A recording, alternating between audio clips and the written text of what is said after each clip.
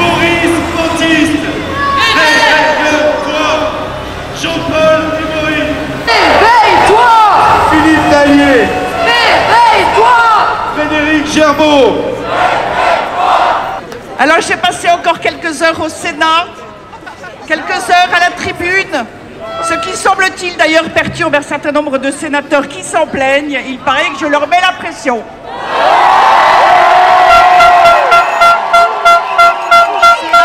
Cela a même été le sujet d'un débat sur Public Sénat hier après-midi. C'est vous dire. Alors je voudrais vous raconter un petit peu La pression, la pression, la pression, la pression, la pression, la pression, la pression, la pression, la pression, la pression, la pression. Alors pour vous raconter un petit peu les débats de ces dernières heures et de la soirée qui s'est achevée hier vers minuit et demi, donc je suis retournée dans le Sénat après notre rassemblement d'hier. Et je voudrais vous raconter un petit peu la grande argumentation, vous la connaissez, mais je vous la redonne quand même, c'est tellement insensé qu'il faut bien la connaître parce qu'on aurait du mal à l'imaginer autrement. Donc, Agnès Buzyn, ministre des Solidarités et de la Santé, Agnès Buzyn a longuement développé le fait que priver volontairement un enfant de père ne serait pas, selon elle, une question d'éthique.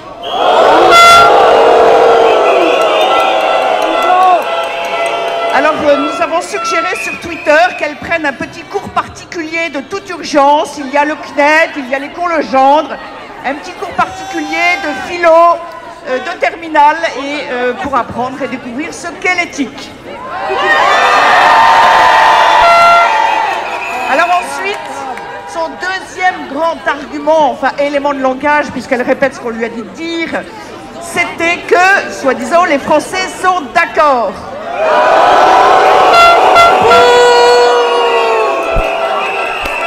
Alors quand on sait que les États généraux de la bioéthique, consultation légale, publique, officielle, nationale, organisée sous l'égide de son ministère, ont montré une opposition de plus de 80% des participants à la PMA sans père, il y a de quoi s'interroger sur le travail, le sérieux et les lectures de Madame la Ministre.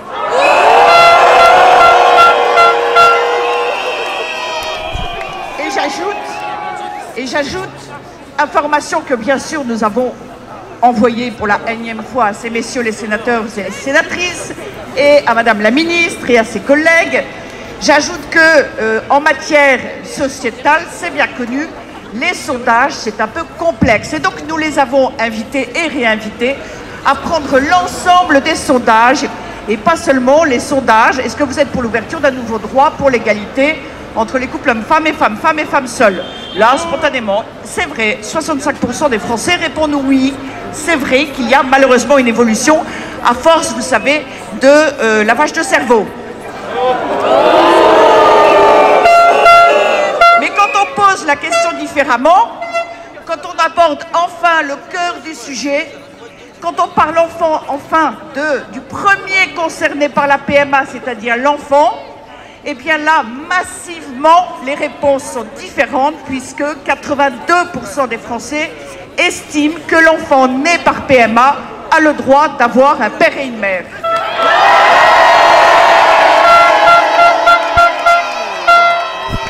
Alors, Madame la Ministre a un peu du mal à l'entendre et à le comprendre, mais je confirme et je pense que vous êtes d'accord. Oui, les enfants nés par PMA ont les mêmes droits que tous les enfants du monde.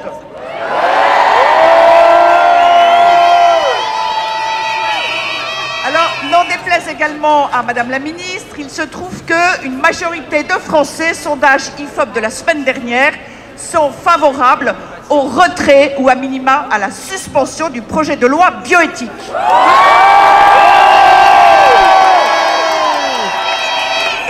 Et une autre très bonne nouvelle, c'est que le lavage de cerveau ne fonctionne pas complètement.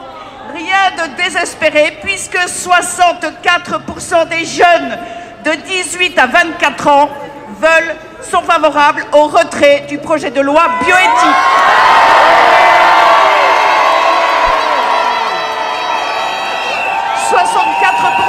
Une large la moyenne des Français. Donc, vous voyez, les jeunes sont notre avenir. Et notre relève, chers amis, se prépare. Et d'ailleurs, il y a beaucoup de jeunes parmi vous. C'est réjouissant. Bravo à tous les jeunes. Alors, l'argument suivant de Madame la Ministre, c'est que la PMA n'ouvrirait pas le commerce des gamètes. Parce que d'après elle, des stocks vont être constitués dès le vote de la loi et jusqu'à la fin des stocks actuels. Extraordinaire! C'est ce qu'on appelle de la rhétorique pure, du sophisme et de la méthodologie de manipulation. Alors en matière de gamètes, messieurs, comme tous les hommes de tous les pays, ces messieurs ne veulent pas donner leurs gamètes, ni en France ni ailleurs. Ils ont, et vous comprenez, tout ce que cela peut signifier, évidemment, que de donner ces gamètes. Donc il n'y a pas suffisamment de gamètes. Et donc, dans tous les pays qui ont étendu la PMA, aux couples de femmes et aux femmes seules, donc sans motif médical, tous ces pays se sont mis soit à rémunérer les hommes, soit à acheter aux pays qui payent les hommes. Donc l'extension de la PMA ouvre au commerce des gamètes inéluctablement, Madame la Ministre.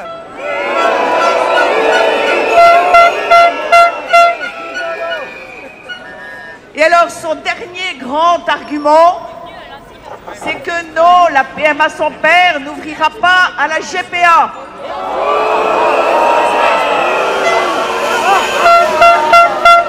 Je ne développe même pas davantage, puisque Camille a dû en parler ou va en parler, ou Rémi, et vous en êtes tellement conscients, c'est tellement évident pour vous, que je ne développerai même pas cette absurdité d'une prétendue PMA sans père qui n'ouvrirait pas à la GPA. Alors, en revanche, un petit point de situation à la sortie du Sénat ce soir. Vous le savez, hier soir vers minuit, malheureusement, l'article 1er du projet de loi a été voté.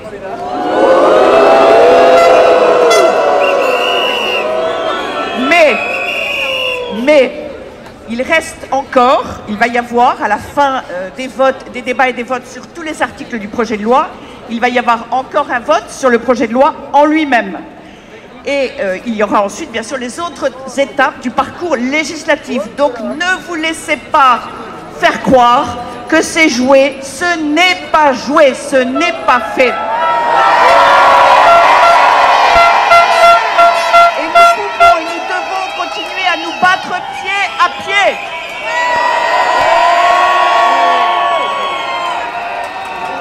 Et votre insistance, parce que vous êtes un peu têtu,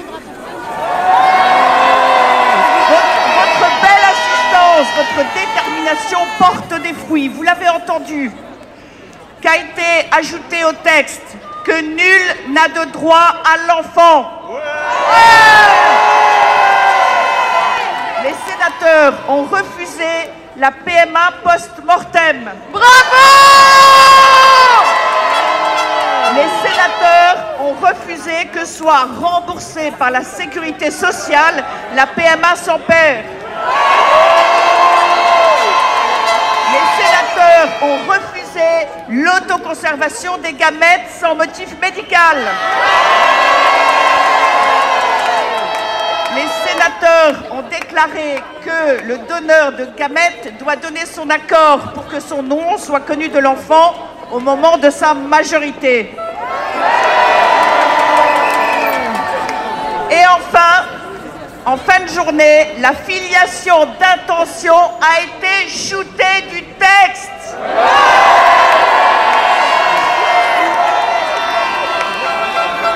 Le texte en l'état ne prévoit plus de mère sur l'acte de naissance d'un enfant.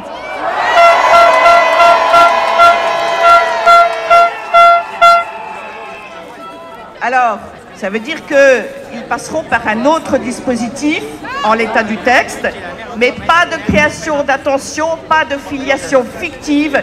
Ça, c'est vraiment une très bonne nouvelle.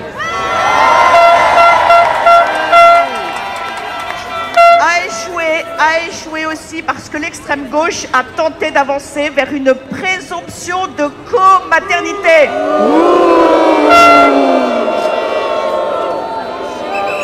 Ça a été un échec pour eux aussi. L'extrême gauche a aussi tenté, tant qu'à faire, de faire régulariser la situation, la filiation, de tous les enfants nés de PMA sans père à l'étranger avant le futur vote, qu'ils espèrent, de la loi. Enfin, le double don de gamètes a été également shooté. Bravo!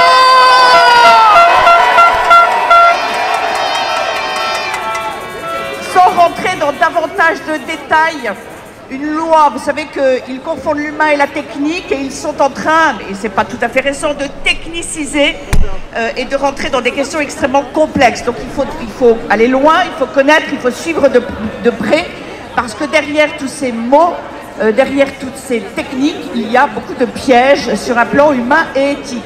Ce que je voulais vous dire en tout cas, en vous donnant les nouvelles des votes, c'est vous dire que le texte, là, dans les dernières heures, si malheureusement l'article 1er a été voté, ce n'est pas définitif. Et par ailleurs, il y avait des éléments très graves, en particulier la filiation d'attention qui a été éjectée. Je voulais vous dire aussi que nous allons arriver là maintenant à la question de la gestation pour autrui. Il y a une bataille d'amendements entre le gouvernement, c'est quand même cocasse, et le sénateur Bruno Retailleau sur le renforcement de l'interdiction de la GPA. Ça va être aussi extrêmement important, et vous le savez bien aussi, tous les articles suivants du projet de loi sont également porteurs de transgressions humaines et éthiques majeures. Et c'est pourquoi nous sommes là, restons là et reviendrons là. Merci à tous.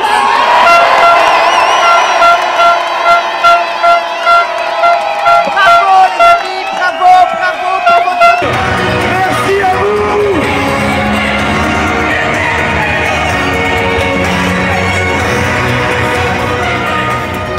De générosité, je voudrais vous rappeler que vous avez remporté de très belles victoires sous le quinquennat de François Hollande. Et il faut le savoir, je vous les rappelle, certes la loi Taubira avait malheureusement été votée et ce que nous avions prévu risque de se passer, raison pour laquelle nous sommes là. À ce sujet d'ailleurs, Libération, en avril 2018, a quand même dit textuellement en titre d'une tribune: la manif pour tous avait raison sur tout. Et les victoires que vous avez remportées, il faut les connaître. Rappelez-vous que, parce qu'on oublie, le temps passe vite, rappelez-vous que François Hollande a essayé, a tenté 3 fois de légaliser la PMA sans père, et les 3 fois, il a reculé face à vos mobilisations. Il a tenté avec la loi Taubira, il a été obligé de faire retirer. Il a tenté avec un projet de loi, il a fait retirer.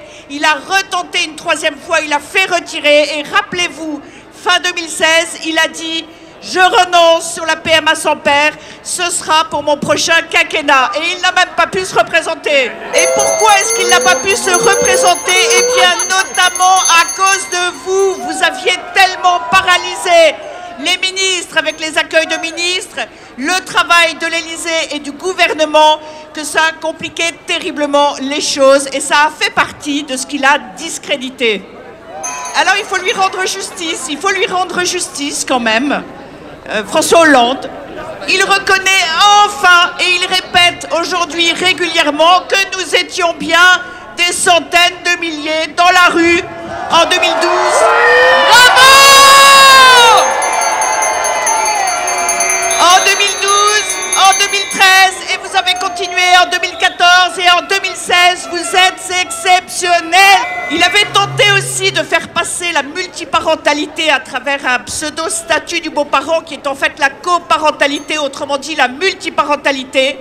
Eh bien, c'était dans le projet de loi famille de la ministre Dominique Bertinotti. Ce projet de loi a été retiré le 3 février 2014, lendemain de notre manif du 2 février 2014. Et depuis, on n'a plus jamais entendu parler de cette idée loufoque et délirante de la coparentalité. Bravo à vous! Ils avaient tenté aussi, et c'était le sinistre Erwan Pinet, rapporteur de la loi Taubira à l'Assemblée nationale, il avait tenté aussi d'ouvrir l'adoption aux couples pacsés et concubins, c'est-à-dire abandonnant toute idée de recherche de stabilité pour des enfants qui ont vécu des drames de la vie, qui sont orphelins.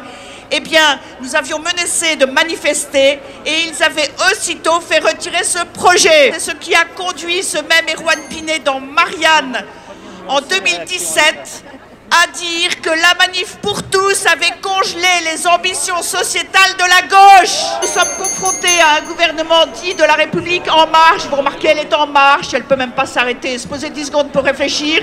Dans cette République en marche, en mouvement qui ne sait pas où elle va, il y a toute une partie qui est originaire de cette même gauche. Ce qui explique cette question de la PMA sans père et de la GPA, qui est évidemment la suite de la loi Taubira, et c'est pour cela évidemment que le combat est si difficile, mais nous finirons par gagner.